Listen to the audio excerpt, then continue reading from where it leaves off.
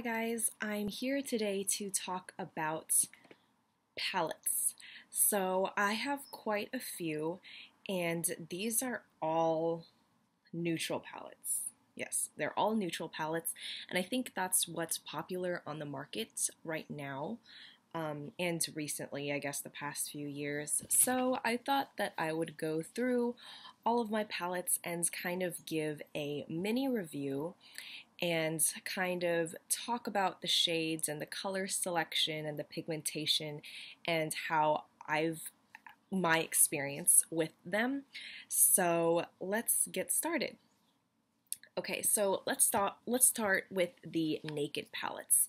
So I only have one and two. There's a third one, and I think this series of palettes was one of the first neutral naked palettes that started this whole trend of neutral shades.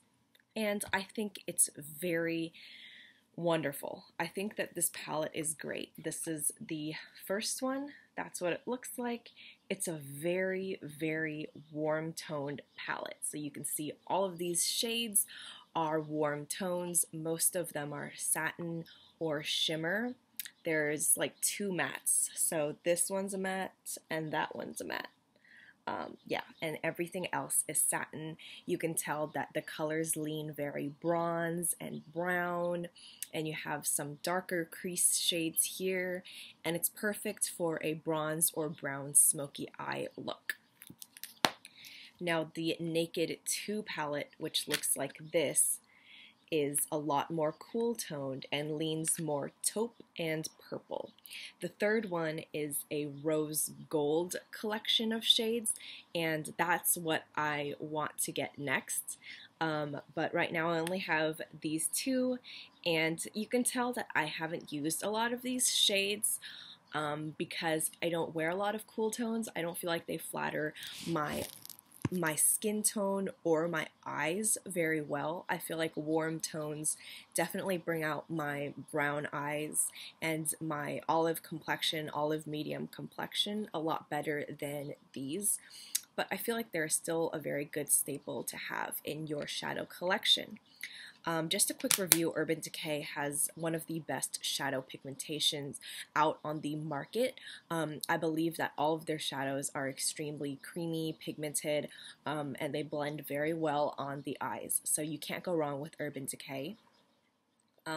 But as far as the naked palettes go, I lean towards matte shades in my crease a lot, and they have a lot of satin and shimmer, and it works for a very good lid shade. But as far as a whole look, I have to pull out another palette or some other palettes to really get that whole complete eye look. I can't just use the Naked palette because there isn't a matte black or a matte dark brown.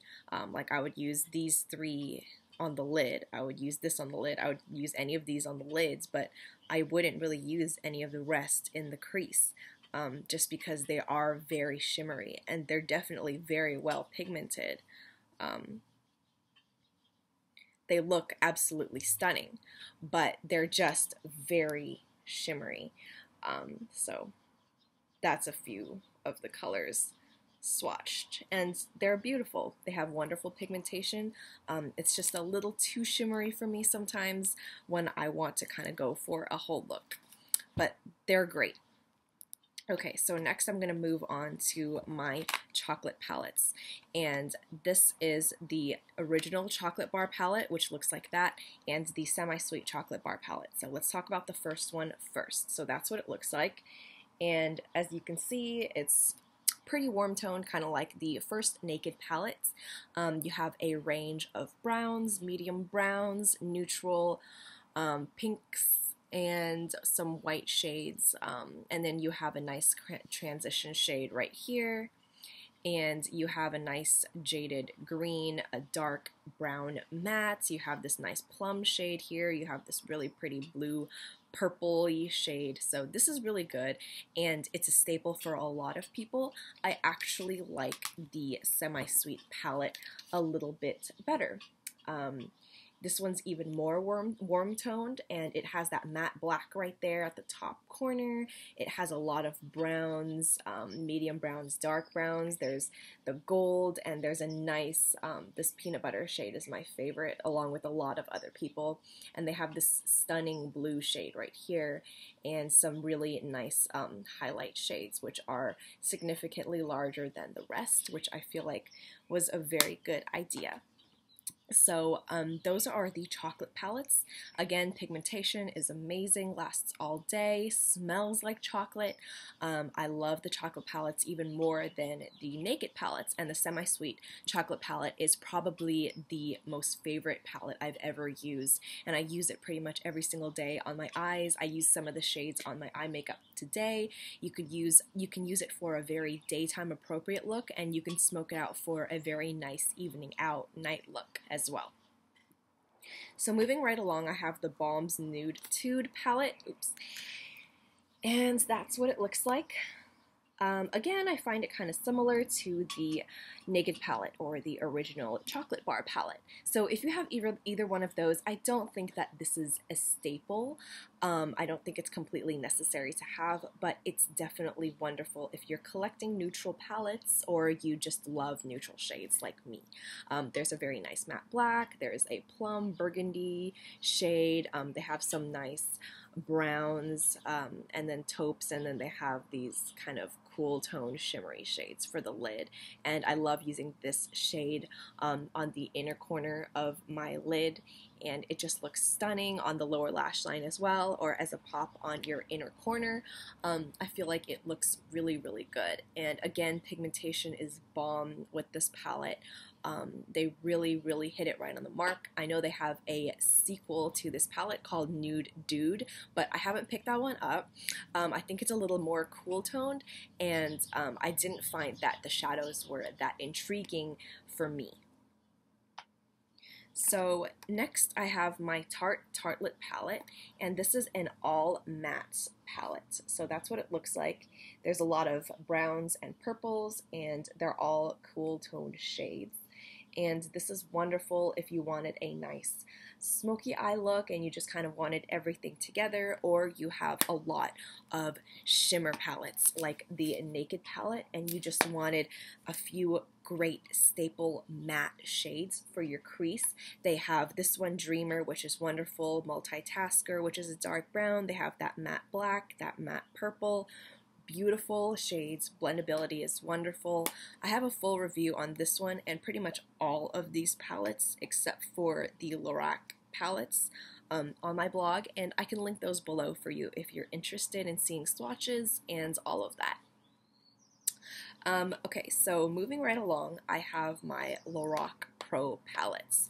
They only have two right now, similar to the Naked palette. First one is very warm toned, and second one is extremely cool toned.